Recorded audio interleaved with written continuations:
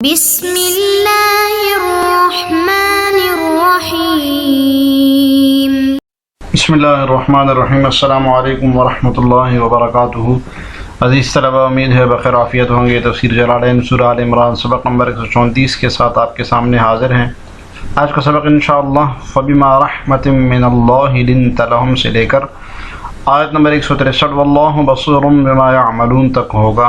تو آئیے سبق شروع کرتے ہیں۔ اعوذ باللہ من الشیطان الرجیم، بسم اللہ الرحمن الرحیم۔ فبما رحمۃ من اللہ لنت لہم، پس اللہ ہی کی طرف سے رحمت ہے کہ اے محمد تو ان کے لیے نرم، کہ تم ان کے لیے نرم مزاج ہو۔ پس یہ اللہ ہی کی رحمت ہے کہ اے محمد صلی اللہ علیہ وسلم تم ان کے لیے نرم مزاج ہو۔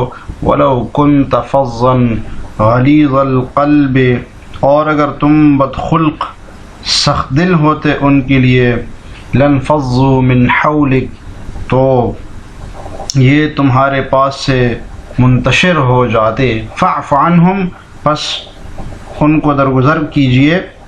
وَاسْتَغْفِرْ لَهُمْ، اور ان کے لیے استغفار کیجئے۔ وَشَاوِرْهُمْ فِي الْأَمْرِ، اور ان کے ساتھ معاملات میں مشورہ کیجئے۔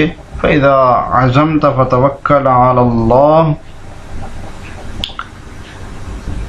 پھر جب عزم کر لو تو اللہ پر بھروسہ کرو۔ ان اللہ يحب المتوکلین، بے شک اللہ تعالی توکل کرنے والوں سے محبت رکھتے ہیں۔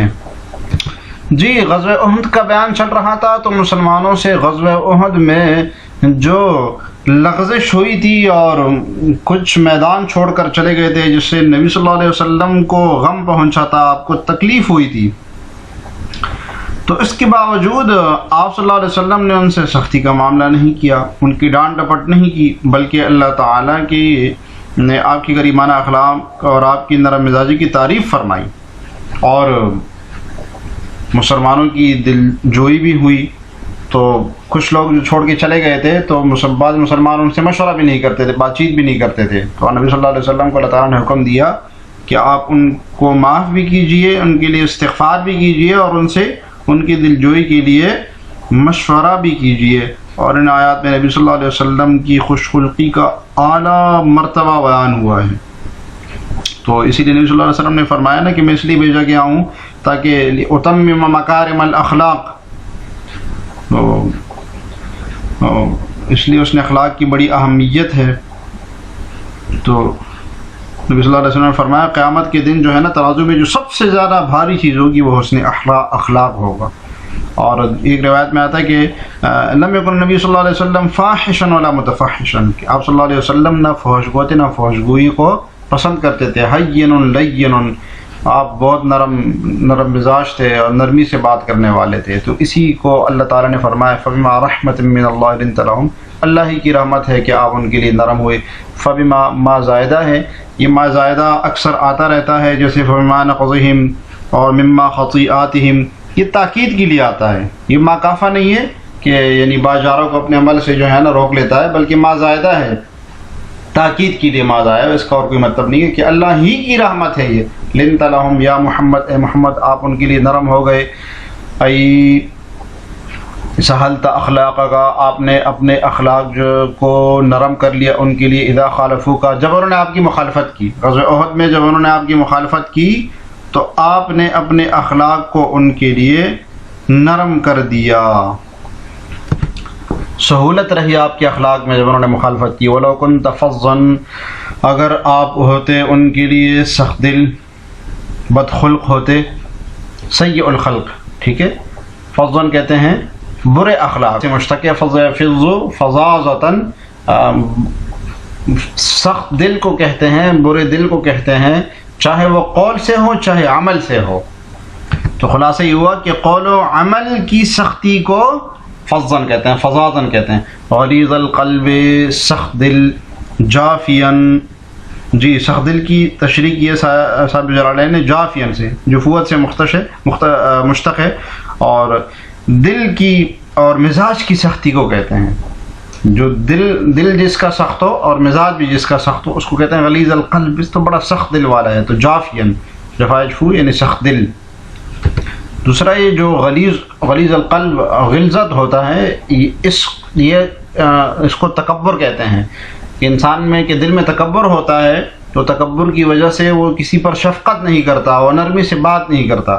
تو اللہ تعالیٰ نے فرمایا کہ اگر آپ برے اخلاق والے ہوتے اور سخت دل ہوتے، شفقت نہیں فرماتے ان پر، جافین مزاج سخت ہوتا، دل سخت ہوتا، فاغلظت لهم، کہ آپ ان کے اوپر جو ہے نا سخت ہوتے، غلیظ سخت جان ہو جاتے، سخت دل بھی ہو جاتے، اخلاق بھی سخت ہوتے، لانفضوا تفرقوا، تو وہ ادھر ادھر آپ سے سمٹ جاتے، ادھر ادھر ہو جاتے، من حولک، آپ کے ارد گرد سے چلے جاتے، یہاں تک کہ آپ کے ارد گرد پھر کوئی بھی نہیں بچتا.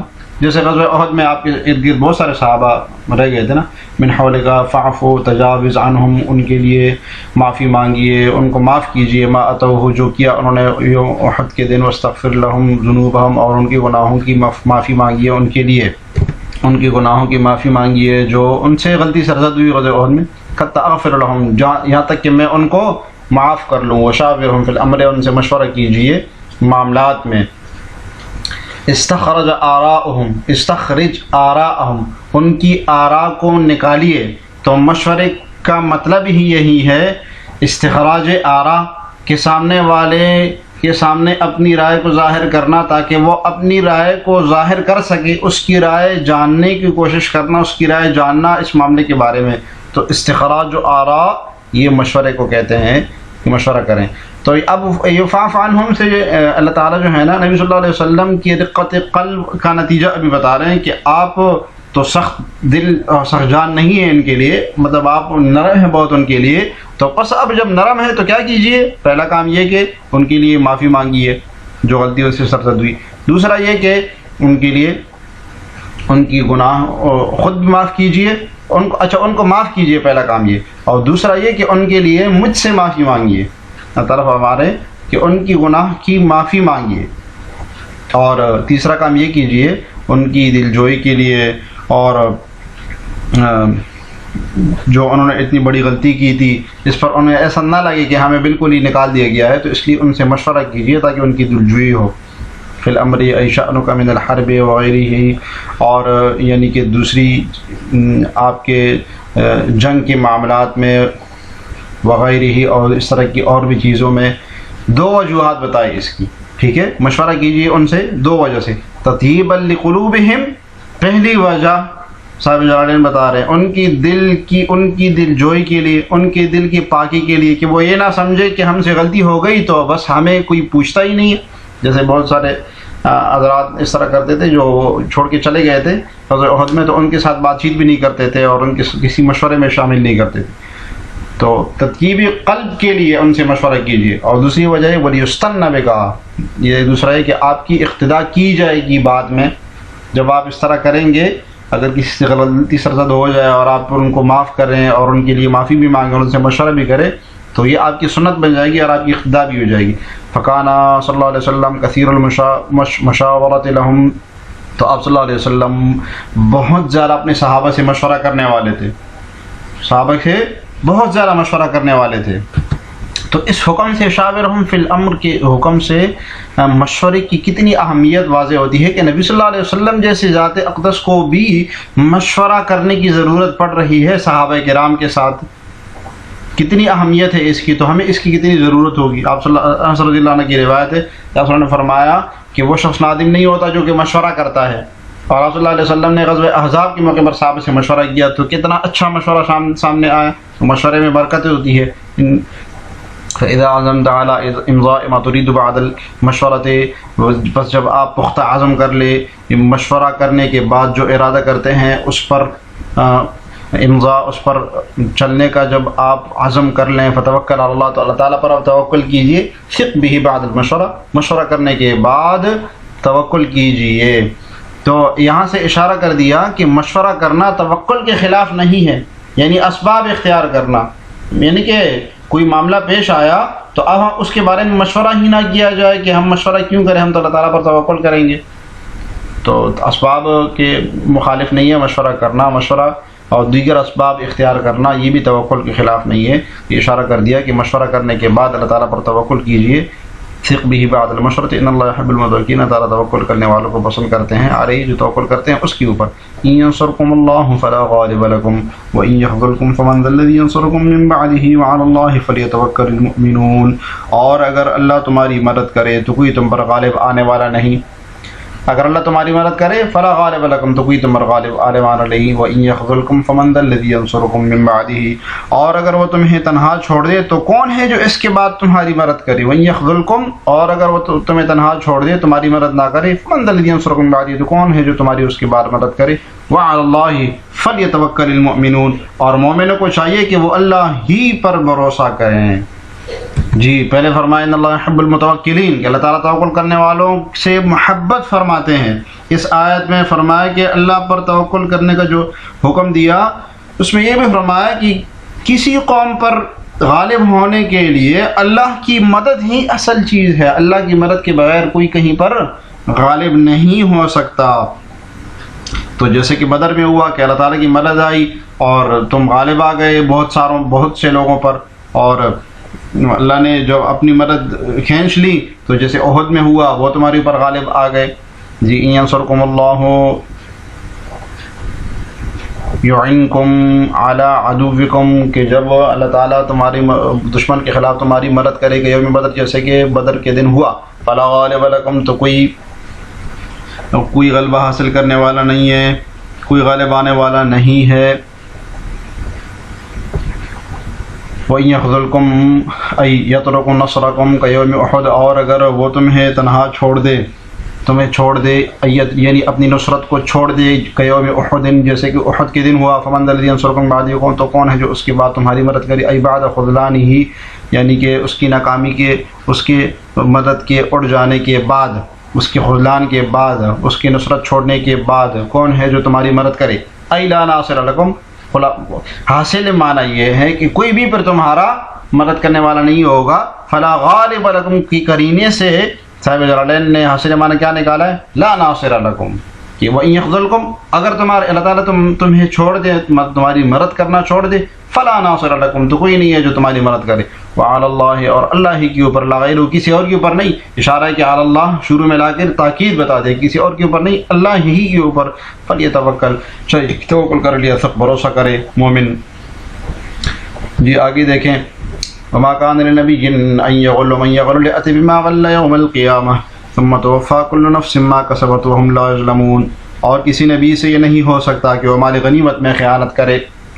وما كان لنبي ان يغل، کسی نبی کے لیے مناسب نہیں کہ وہ مال غنیمت میں خیانت کرے. ومن يغل يأتي بما غل يوم القيامة، اور جو کوئی خیانت کرے گا وہ قیامت کے دن وہ چیز لے کر آئے گا. ثم توفى كل نفس ما كسبت وهم لا يظلمون، پھر ہر شخص کو اس کے لیے اس کی کیے کا پورا بدلہ دیا جائے گا اور اس پر کوئی ظلم نہیں ہوگا. جی اس آیت کا شان نزول صاحب جلالین نے خود لکھا ہوا ہے کہ ونزل لما فقدت قطیفة حمراء یوم بدر، کہ جب غزوہ بدر کے دن سرخ چادر گم ہو گئی. فقال بعض الناس، تو بعض لوگوں نے کہا لعل النبی صلی اللہ علیہ وسلم اخذا، ایسا معلوم ہوتا ہے کہ شاید نبی صلی اللہ علیہ وسلم نے اس کو اٹھا لیا ہے، اس کو اپنے لیے لے لیا ہے، اس پر یہ آیت نازل ہوئی. تو یہ عبداللہ ابن عباس رضی اللہ عنہ کی روایت ہے کہ بدر کے دن والی غنیمت میں سے نا ایک سرخ چادر گم ہو گئی. تو بعض لوگوں نے خیال کیا کہ ہو سکتا ہے چادر رسول اللہ صلی اللہ علیہ وسلم نے یہ لے لی ہو، اس پر یہ آیت نازل ہوئی کہ کبھی بھی ایسا نہیں ہو سکتا کہ کوئی نبی جو ہے نا مال غنیمت کے اندر خیانت کرے. بعض حضرات کا خیال یہ ہے کہ یہ اس کا نزول جنگ احد کے دن ہوا، اور غنیمت کے بارے میں کہ جب وہ تیر انداز نبی صلی اللہ علیہ وسلم جو بٹھائے تھے رومات، تو انہوں نے احد کے دن گھاٹی کو چھوڑ دیا اور کہنے لگے کہ ہمیں اندیشہ کہ رسول اللہ صلی اللہ علیہ وسلم بدر کی لڑائی کی طرح آج بھی غنیمت تقسیم نہ کر لیں، اور یہ فرما دیں کہ جو چیز جس نے لے لی وہ اس کی ہو گئی بس. تو اس لیے وہ نیچے اتر آئے. تو ان میں سے کچھ لوگوں نے اس طرح کی بات کی، اس پر یہ آیت نازل ہوئی. رسول اللہ صلی اللہ علیہ وسلم نے فرمایا کہ میں نے تمہیں حکم نہیں دیا تھا کہ جب تک تم میرا حکم نہ پہنچے اپنی جگہ نہ چھوڑنا. تو انہوں نے کہا کہ ہم دوسرے ساتھیوں کو وہاں چھوڑ کر آئے ہیں. آپ نے فرمایا نہیں، بلکہ تم نے یہ خیال کیا کہ مال غنیمت میں خیانت کر لوں گا اور تمہیں بانٹنے نہیں دوں گا. تو اس پر یہ آیت نازل ہوئی. تو بہرحال غزوہ بدر بھی ہو سکتا ہے جیسے کہ صاحب جلالین نے بیان کیا اس کا، اور غزوہ احد بھی ہو سکتا ہے۔ وما کان ما ينبغي لنبی، نبی کے لیے مناسب نہیں ہے ان یغل کہ وہ خیانت کرے، یخون فی الغنیمہ، غلول کس کو کہتے ہیں؟ یخون فی الغنیمہ، خیانت فی الغنیمہ، غنیمت میں خیانت کرنا، چوری کرنا۔ فلا تظنوا بذلك، لہذا یہ گمان نہ کرو۔ وفی قراءۃ بالبناء للمفعول، ایک قراءت میں ان یغل ہے، ٹھیک ہے، ان ينسب الى الغلول، یعنی غلول کی طرف نسبت، خیانت کی طرف نسبت کی گئی، نبی کے لیے مناسب نہیں ہے کہ وہ خیانت کی جائے۔ ومن یغلل، اور جو خیانت کرے گا، یأتی بہ بما غل یوم القیامہ، تو قیامت کے دن وہ اس کو لے کر آئے گا، حامل له علی عنقہ، اور اٹھایا ہوا ہوگا اپنی گردن کے اوپر، اپنی گردن کے اوپر ایک اٹھایا ہوا ہوگا۔ تو یہ ایک حدیث کی طرف اشارہ ہے۔ حدیث شریف میں آتا ہے نا، تو ابو ہریرہ رضی اللہ عنہ کی روایت ہے کہ ایک رسول اللہ صلی اللہ علیہ وسلم ہمارے درمیان کھڑے تھے اور ہمارے غنیمت میں جو ہے نا آپ نے خیانت کا ذکر فرمایا اور اس کو بہت بڑا جرم فرمایا۔ تو آپ نے فرمایا کہ میں قیامت کے دن میں تو میں کسی کو اس حال میں نہ پاؤں کہ وہ قیامت کے دن اپنی گردن پر جو ہے نا اونٹ لاد کر لائے گا اور وہ چیخ رہا ہوگا، بلبلا رہا ہوگا اور مجھ سے کہے گا کہ اے اللہ کے رسول میری مدد فرمائیے۔ تو میں اس سے کہوں گا کہ اللہ کے مقابلے میں تو کوئی ملکیت نہیں رکھتا، میں تمہیں پہلے بتا دیا تھا۔ تو وہاں پر اس حدیث میں جو ہے نا، اس حدیث میں الفاظ ہے اسی طرح کہ حامل له علی عنقہ، یہ الفاظ ہے۔ تو صاحب جلالین نے اس حدیث کی طرف اشارہ کیا، ثم توفی کل نفس الغال وغیرہ جزاء، پھر ہر نفس کو جو ہے نا بدلہ دیا جائے گا۔ تو مراد سب مراد ہے، جو یہاں غلول کا جو ذکر چل رہا ہے، الغال خیانت کرنے والا وغیرہ، اور اس کے علاوہ اور بھی جزاء پورا بدلہ دیا جائے گا، ما کسبت، جو اس نے کمایا، عملت وهم لا يظلمون، ان پر کوئی ظلم نہیں کیا جائے گا۔ فمن اتبع رضوان اللہ كمن باء بسخط من اللہ ومأواه جہنم وبئس المصیر۔ جی بلا جو شخص اللہ کی خوشنودی کا تابع ہو، فمن اتبع، بلا جو تابع ہو اللہ کی خوشنودی کا تابع، کمن باء بسخط من اللہ، اس شخص کی طرح ہو سکتا ہے جو اللہ کی طرف سے ناراضی لے کر لوٹا ہو، جو لوٹا ہو اللہ کی ناراضگی لے کر، ومأواه جہنم، اور اس کا ٹھکانہ جہنم ہو، وبئس المصیر، اور کیا ہی وہ برا ٹھکانہ ہے۔ تو اس میں فمن اتبع رضوان اللہ میں جو ہے نا یہ حمزہ استفہام انکاری کا ہے، مطلب یہ ہے کہ جو شخص اللہ کی رضامندی کی جستجو میں رہتا ہے، اللہ کی رضامندی کے لیے تلاش میں لگا رہتا ہے، وہ شخص، اور دوسرا وہ شخص جو گناہ کر کے جس نے اللہ کو ناراض کر لیا ہو، یہ دونوں تو برابر نہیں ہو سکتے، اس لیے کہ ایک کے لیے ثواب ہے اور دوسرے کے لیے عذاب ہے۔ تو اصولی بات بیان کی ہے، فمن اتبع رضوان اللہ فاطاع ولم یغل، کیا پس وہ شخص جو اتباع کرتا ہے اللہ کی رضامندی کی، فاطاع، اور اس کی، تو پس وہ اس کی اطاعت کرتا ہے۔ اللہ تعالیٰ کی رضامندی کی اتباع کرنے کا مطلب یہ کہ اللہ تعالیٰ کی اطاعت کرتے، ولم یغل، اور وہ خیانت، ولم یغل، اور خیانت نہیں کرتا وہ۔ تو یہ ماقبل والی آیات کے ساتھ صاحب جلالین نے نسبت بھی بیان کر دی، ربط بھی بیان کر دیا۔ کمن باء، گویا اس شخص کی طرح کیا ہو سکتا ہے، باء رجع، باء کا معنی رجع ہوتا ہے، ٹھیک ہے، بسخط من اللہ، جو لوٹ کے اللہ تعالیٰ کی ناراضگی لے کر، لمعصیتہ، صورت کیا ہے اس کی معصیت کر کے، وغلولہ، اور خیانت کر کے، رب بتا دیا، اور جہنم، اس کا ٹھکانہ جہنم، وبئس المصیر، المرجع، کیا ہی برا ٹھکانہ ہے، ٹھیک ہے، مخصوص بالضم کا بیان، لا، نہیں۔ تو صاحب جلالین نے اشارہ کر دیا کہ یہ استفہام انکاری ہے کہ نہیں، وہ شخص ایسا، یہ دونوں برابر نہیں ہو سکتے۔ ہم درجات عند اللہ واللہ بصیر بما یعملون، ہم درجات، ان کے لیے اللہ تعالیٰ کے ہاں بلند درجات ہیں، اور جو وہ کر رہے ہیں اللہ تعالیٰ ان کو جانتے ہیں۔ اصحاب درجات، جی وہ مختلف درجوں والے ہیں۔ دو مطلب ہیں اصحاب درجات کی، ایک مطلب یہ کہ کچھ اچھے درجوں، ایک مطلب یہ کہ درجے مختلف ہیں، مختلف درجوں کے لوگ ہیں یہ سب، یہ دونوں حضرات، اور دوسرا مطلب یہ کہ درجے ان کے بالکل الگ الگ ہیں، ایک کا درجہ جنت میں ہے اور دوسرے کا درجہ جہنم میں ہے۔ عند اللہ تعالیٰ کے ہاں ای مختلف المنازل، یعنی ان کے منظر مختلف ہیں۔ فمن اتبع رضوانہ ثوابا، جو اللہ تعالیٰ کی رضامندی کی اتباع کرتا ہے اس کا درجہ، اس کی منزل ثواب ہے۔ ولمن باء بسخطہ، اور جو اس کی ناراضگی لے کر لوٹا ہے، العقاب، اس کو سزا ہے، ٹھیک ہے، اس کی منزل سزا ہے۔ واللہ بصیر بما یعملون فیجازیہم بہ۔ جدید طلباء کے سبق سے متعلق سوال یہ ہے کہ مشورے کا کیا مطلب ہے؟ صاحب جلالین نے مشورے کا ایک مطلب بیان کیا ہے، تو کمنٹس میں آپ نے جواب ضرور لکھنا ہے۔ اللہ تعالی ہمیں جلالین پڑھنے سمجھنے کی توفیق عطا فرمائے۔ السلام علیکم ورحمۃ اللہ وبرکاتہ۔